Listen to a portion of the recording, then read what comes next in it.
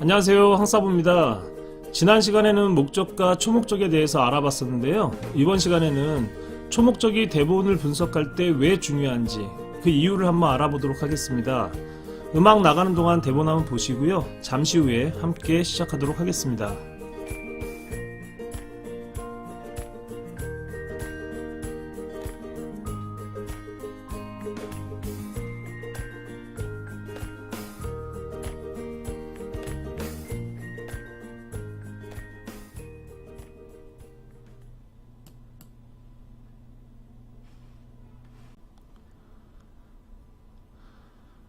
대본 한번 보셨습니까? 대본이 그렇게 어렵지는 않을 거라고 생각하는데요. 읽으시면서 대본의 내용을 쉽게 파악할 수 있었을 거라고 생각합니다. 대본 속에 나오는 인물들의 관계, 그리고 상황, 또 이 말을 왜 하는지 이런 것들이 쉽게 파악이 좀 됐을 것 같은데요. 근데 여기서 한번 고민을 해보셔야 되는 거는 이 대본도 다른 대본들과 마찬가지로 여러 가지 해석이 가능성이 열려 있다는 거예요. 그러니까 즉 이렇게 해석해도 되고 저렇게 해석해도 되는 그런 여러 가지 가능성이 존재하고 있다는 거죠. 근데 이 말은 다르게 얘기하면 초목적도 여러 가지가 존재할 수 있다라는 거예요. 한 대본 안에 여러 가지 초목적이 있을 수 있는 거죠. 그래서 오늘은 이렇게 한 대본 안에 여러 가지 초목적이 존재할 때 어떤 걸 선택하는 게 옳은지, 그리고 그걸 선택하는 방법은 또 어떻게 해야 될지, 이런 것들을 한번 알아보도록 하겠습니다. 자, 그러면 대본 속으로 들어가서 그 방법을 한번 같이 고민해 볼게요. 자, 사랑이란 말 그렇게 쉽게 쓰지 마. 난 안 그래. 뭔가 살아가는 사이인 것 같고, 그 다음에 두 사람이 뭔가 사랑에 대한 이견이 있는 것 같아요. 뭐 생각이 됐던 방식이 됐던, 그래서 뭔가 갈등이 좀 생긴 것 같아요. 내가 뭘 보고 널 사랑할 수 있다고 생각해? 솔직히 난 무서워. 그리고 내 생각엔 사랑한다고 했을 때 사랑이란 상대방을 위해 자기 자신을 변화시키는 거라고 생각해. 그런데 내가 그쪽을 위해 어떤 모습으로 변해야 할지 모르겠어. 지금까지 읽은 것만 봐서는 상대방을 그렇게 뭐 따뜻하게 이렇게 생각하는 것 같지가 않아요. 뭔가 되게 차가운 느낌이 일단 좀 더 강해요. 예? 나도 학교를 그만두고 가출을 할까? 예, 학교를 그만두고 가출을 하고 상대방이 지금 이렇게 학교도 안 가고 가출도 하고 이랬나 봐요. 미운 짓을 하셨네. 그쵸? 그래서 이렇게 차갑게 변하셨나? 아니면 집으로 돌아가라고 충고를 할까? 내가 할 수 있는 건 아무것도 없어. 보통 좋아하는 사이면 서로에게 조언도 하고 충고도 하고 아니면 이렇게 뭔가 같이 도움이 될 만한 걸 고민도 하고 이럴 것 같은데 내가 너를 위해 할 수 있는 게 아무것도 없어. 이렇게 얘기를 하네요. 굉장히 매정하고 차갑게 느껴져요. 그쵸? 만일 내가 널 사랑한다면 뭐든지 할 수 있다고 주장하기보다는 스스로를 변화시키려고 노력할 거야. 자, 한번 읽어봤는데 여러분은 어떤 느낌 받으셨어요? 자, 구체적으로 한번 들어가기 전에 대본부터 한번 정리하고 갈게요. 앞서 말씀드린 대로 이 대본에 나오는 인물들은 남녀인 게 맞겠죠. 두 사람이 사랑하는 사이인 것 같고요. 그리고 사랑에 대한 생각이나 방식 이런 것들에 대한 차이 때문에 갈등이 생긴 것 같고요. 그 다음에 남자가 여자한테 하는 대사라기보다는 여자가 남자한테 하는 대사라고 생각하는 게 조금 더 합리적일 것 같아요. 그리고 이 중간에 보시면 학교를 그만두고 가출을 하고 이런 얘기들을 보면 뭔가 중학생 아니면 고등학생, 중고등학생인 것 같아요. 근데 중학교 때부터 이러면 너무 우울하니까 고등학교 정도로 설정을 한번 해볼게요. 그러면 대략 여학생이 남학생에게 너하고 나하고는 사랑하는 방식이나 사랑에 대한 생각이 너무 달라 뭐 이런 걸로 서운하다는 얘기를 하는 거 뭐 그 정도로 대충 뭐 줄거리는 파악할 수 있겠죠. 자, 근데 여기서 여러분들이 읽으시면서 느꼈겠지만 이 대본은 뭐 여러 가지 해석의 가능성이 있겠지만 크게 이 모든 대사를 할 때 상대방을 좋아하는 마음으로 할 수도 있고요. 정말 싫어해서 할 수도 있어요. 그렇죠? 그러니까 쉽게 말하면 이 많은 얘기들을 널 좋아하기 때문에 하는 걸 수도 있고 싫어하기 때문에 하는 걸 수도 있어요. 그렇죠? 예.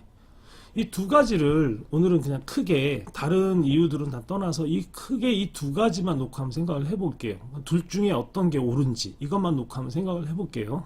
예, 그래서 저도 수업을 할 때 학생들한테 이 대본을 주고 이 여학생이 남학생을 진짜 좋아하는지 싫어하는지 둘 중에 하나만 선택해봐 이렇게 미션을 주면 대략 한 반반 정도 나오는 것 같아요. 좋아하는 마음으로 하는 대사예요. 그러니까 한 반 정도. 그 다음에 싫어하는 마음으로 하는 대사예요. 이런 게 한 반 정도. 그래서 제가 좋아하는 마음으로 하는 대사라고 생각하는 학생들한테 물어봐요. 왜 좋아한다고 생각해? 이렇게 물어보면 저 같으면 싫은데 이렇게 길게 얘기하지 않을 것 같아요. 뭐 이런 식의 굉장히 막연한 근거를 대요. 근데 이 대본 안에 난 널 싫어하지 않기 때문에 이렇게 길게 얘기하는 거야. 이런 근거는 없잖아요. 그러면 싫어한다고 생각하는 친구들한테 물어봐요. 왜 싫어한다고 생각하니? 좋아할 만한 내용이 없어요. 다 부정적인 얘기만 해요. 상대한테 다 서운하다는 얘기고 다 부정적인 얘기밖에 없어요. 그러니까 싫어하는 것 같아요. 그러니까 그냥 표면에 보이는 것만으로 판단하는 거죠. 예. 근데 초목적은 이런 식으로 어떤 느낌이나 처음 보이는 어떤 첫인상, 분위기, 느낌 이런 걸로 정해서는 절대 안 돼요. 늘 강조하지만 연기는 논리예요. 철저한 논리에 의해서 어떤 것이 더 옳은지, 어떤 걸 선택하는 것이 합리적인지 이런 걸 선택하셔야 돼요. 자, 그러면 아까 말씀드린 대로 이렇게 좋아한다고 생각해서 하는 말일 수도 있고 싫어한다고 하는 말일 수도 있잖아요. 그렇게 되면 초목적도 달라지겠죠. 좋아한다고 했을 때는 어때요? 너 그러지 말고 마음 잡고 집에도 들어가 이런 얘기를 하는 거가 될 거고요. 그 다음에 싫어하는 마음으로 한 얘기라면 다시 너 보고 싶지 않아, 내 눈에 띄지 마, 연락하지 마, 뭐 이런 얘기가 될 수도 있겠죠. 그러면 어떤 초목적을 선택하느냐에 따라서 연기는 어떻게 될까요? 전혀 달라지겠죠. 내용도 바뀌고 상황도 바뀌고 메시지도 전혀 달라지겠죠. 그렇죠? 그러니까 이렇게 초목적이 어떤 것이냐에 따라서 연기도 달라져요. 내용도 전혀 달라지고요. 그래서 초목적은 배우가 연기를 할 때 어떤 나침판과 같은 역할을 하게 돼요. 그러니까 초목적은 연기를 위한 나침판이라고 생각하시면 돼요. 그래서 초목적이 잘못되면 연기도 방향을 잃고 표류하게 돼요. 근데 초목적이 올바르다면 그 초목적만 잘 따라가도 모든 걸 다 전달할 수 있어요. 그래서 초목적을 어떤 걸 선택하는지가 굉장히 중요해요. 자, 그러면 그 방법을 한번 알아볼게요. 자, 처음에 말씀드렸다시피 이 대본에서의 갈등은 제가 생각할 때는 이건 것 같아요. 사랑이란 말 그렇게 쉽게 쓰지 마. 난 안 그래. 그러니까 서로가 사랑에 대해서 생각하는 어떤 생각이나 방식이 다르기 때문에 오는 갈등인 것 같아요. 서로가 같았다면 싸울 일이 없겠죠. 근데 다를 수 있잖아요. 그러니까 남자는 매번 여자한테 시를 적어서 와서 시를 읊어주는데 여자는 그게 싫을 수도 있잖아요. 남자는 늘 꽃다발을 선물하는데 여자는 다른 게 갖고 싶을 수도 있잖아요. 그렇지 않아요? 여러 가지로 사랑의 방식이 틀릴 수 있죠. 그 다음에 나는 사랑해서 이렇게 했는데 그 사람 그거를 사랑이라고 생각하지 못할 수도 있고. 일단 여기서 그러면 이렇게 서로가 사랑하는 방식이 어떻게 다른지 그것부터 한번 찾아볼게요. 먼저 남자의 사랑의 방식을 한번 찾아볼게요. 남자는 어떤 사랑의 방식을 가졌는지 혹시 대본 안에서 찾으셨나요? 어떤 근거를 찾을 때는 항상 대본 안에서 찾으셔야 돼요. 대본 안에 정답이 다 있어요. 그러니까 대본 안에도 없는 내용들을 밖에서 끌어오시면 절대 안 되고 대본 안에서부터 출발하셔야 돼요. 그래서 대본 안에서 그 퍼즐들이 다 맞춰지지 않는다면 그 다음에 조금씩 확장하면서 그 퍼즐에 비어있는 부분을 맞출 수 있는 다른 피스들을 가지고 와야 돼요. 자, 그러면 이 대본 안에서 남자의 사랑의 방식을 알 수 있는 문장은 뭐가 있을까요? 제가 볼 때는 이건 것 같아요. 내가 널 사랑한다면 뭐든지 할 수 있다고 주장하기보다는, 그러니까 이 남자는 지금 자기가 누군가를 사랑한다면 난 너를 위해 뭐든지 할 수 있어, 이걸 보여주려고 하는 것 같아요. 난 널 위해 죽을 수도 있어, 난 너를 위해 뭐든지 할 수 있어. 가끔 이렇게 막 객기 부리는 남자들 주변에 보게 될 때 있잖아요. 막 난 너를 위해 뭐든지 할 수 있어 이러고 막 그 달려오는 차에 막 뛰어들고 뭐 이런 분들도 계시잖아요. 예. 근데 이런 분들 대부분 여자들이 너무너무 싫어하죠. 예. 근데 이 친구도 지금 이렇게 약간 속된 말로 무대뽀인 성향을 가진 친구인 것 같아요. 난 널 위해 뭐든지 할 수 있어. 그래서 자기의 사랑을 증명해 보이려고 한 것 같아요. 근데 이렇게 자기의 사랑의 방식을 실제로 행동으로 옮긴 건 대본 안에 뭐가 있을까요? 여기 보시면 학교를 그만두고 가출을 하고 이 남자친구는 자기가 이 여자친구를 사랑한다는 걸 보여주기 위해서 학교도 그만두고 가출도 하고 지금 학교도 안 가고 집에도 안 들어가고 이 여자친구 지금 집 앞에서 죽치고 있는 것 같아요. 왠지. 그쵸? 네. 근데 그러면 이 여자친구 같은 경우는 사랑의 방식이 어떤 걸까요? 혹시 대본 안에서 찾으셨습니까? 제가 생각할 때는 내 생각엔 사랑한다고 했을 때 사랑이란 상대방을 위해 자기 자신을 변화시키는 거라고 생각해. 이게 이 여자친구가 갖고 있는 사랑의 방식인 것 같아요. 그러니까 상대방을 위해서 나를 변화시키는 거. 상대방을 위해 내가 뭔가 달라지는 거. 그게 이 친구는 사랑이라고 생각하고 있는 것 같아요. 그러면 이 여자친구는 자신의 사랑의 방식을 실제로 행동으로 옮긴 게 뭐가 있을까요? 구체적으로 나와 있지 않죠. 근데 우리가 알 수 있는 건 여기서 보시면 내가 그쪽을 위해 어떤 모습으로 변해야 할지 모르겠어. 내가 할 수 있는 건 아무것도 없어. 이런 내용들. 뭔가 의도적으로 냉정한 모습을 보이거나 굉장히 이성적으로 중심을 잡으려고 애쓰는 이런 모습들이 보이는 것 같아요. 그러니까 실제로 이렇게 이성적이거나 아니면 냉정하거나 매정하게 말하는 사람이 아니라 상대가 지금 이렇게 무대뽀로 나오니까 자기라도 뭔가 중심을 잡기 위해서 애써 이성적으로 또 합리적으로 중심을 잡으려고 냉정하게 지금 얘기를 하고 있는 것 같아요. 그러니까 원래 이런 사람이 아니라 애써서 의도적으로 상대방을 위해서 이렇게 냉정한 스탠스를 취하려고 애쓰고 있는 것 같아요. 자, 그러면 한번 볼까요? 이 대본의 갈등의 원인은 서로를 사랑하는 방식의 차이가 있기 때문이에요. 여자는 아까 말씀드린 대로 상대방을 위해 자기를 변화시키는 것이 이 여자의 사랑의 방식이에요. 그래서 의도적으로 이성적이고 냉정함을 유지하려고 하는 스탠스를 취하고 있죠. 남자는 사랑한다면 뭐든지 할 수 있다고 주장하고 있어요. 그것이 이 남자의 사랑의 방식이에요. 그래서 학교도 그만두고 가출을 하고. 그러니까 이 두 사람은 각자 자기가 생각하는 사랑의 방식대로 사랑을 하고 있어요. 각자의 방식대로 사랑을 하고 있기 때문에 두 사람은 서로를 사랑하고 있다고 생각할 수 있어요. 이 두 사람이 지금 하고 있는 행동들은 상대를 사랑하고 있다라는 방증이에요. 자, 그래서 이 초목적은 저희가 처음에 말씀드린 대로 좋아한다는 생각으로 해도 되고 싫어한다는 생각을 해도 둘 다 무방해요. 둘 다 가능해요. 하지만 이렇게 대본을 논리적으로 좀 분석해 보면 싫어한다고 하는 것보다는 좋아한다고 하는 거에 훨씬 더 가까워요. 그리고 상대방을 궁극적으로 마음 잡고 학교와 집으로 돌아오게 하는 거, 이게 초목적이라고 생각할 수 있어요. 자, 그러면 꼭 이렇게 초목적을 논리적으로 생각하지 않더라도 그냥 연기적인 면에서만 보더라도 좋아한다라고 생각하고 이 연기를 한다면 겉으로 냉정하지만 속은 어때요?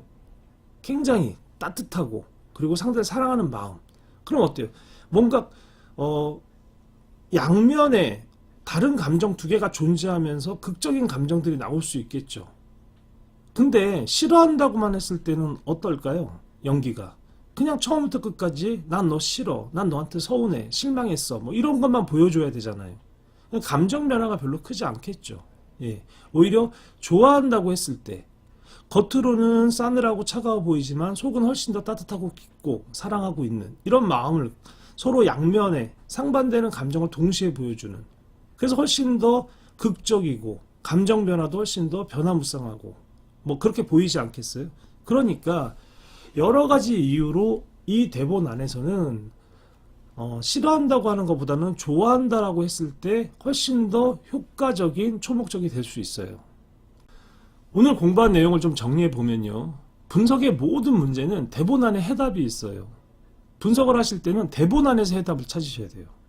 처음부터 대본을 꼼꼼하게 보지 않고 무작정 외부에서부터 어떤 근거들을 또 논리들을 막 끌어들여서 이야기를 장황하게 확대시키는 경우가 있는데, 이렇게 되면 이야기에 모순이 생길 여지도 굉장히 많고요. 본인이 해야 될 이야기가 뭔지 그 핵심을 놓치는 경우도 굉장히 많이 생기게 돼요.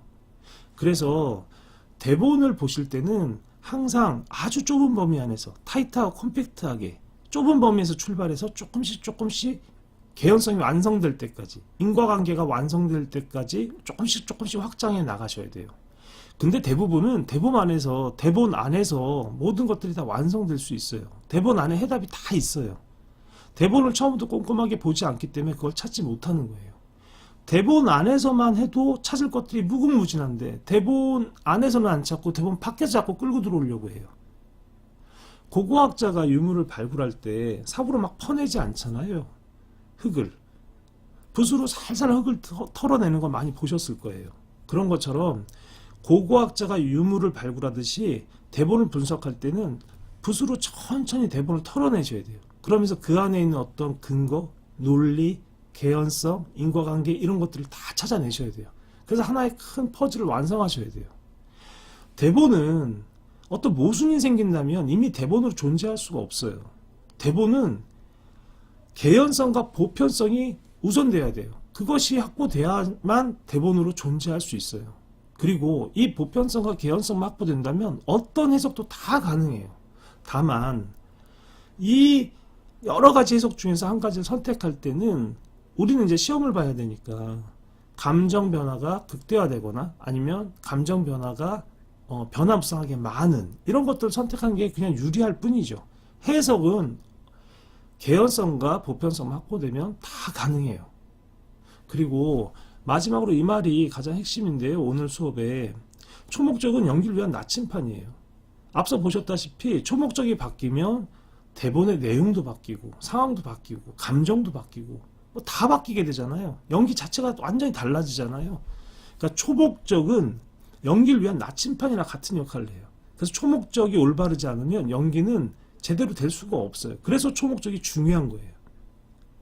그러니까 처음부터 초목적이 잘못 설정되면 연기도 방향을 잃게 되겠죠. 표류하게 되겠죠.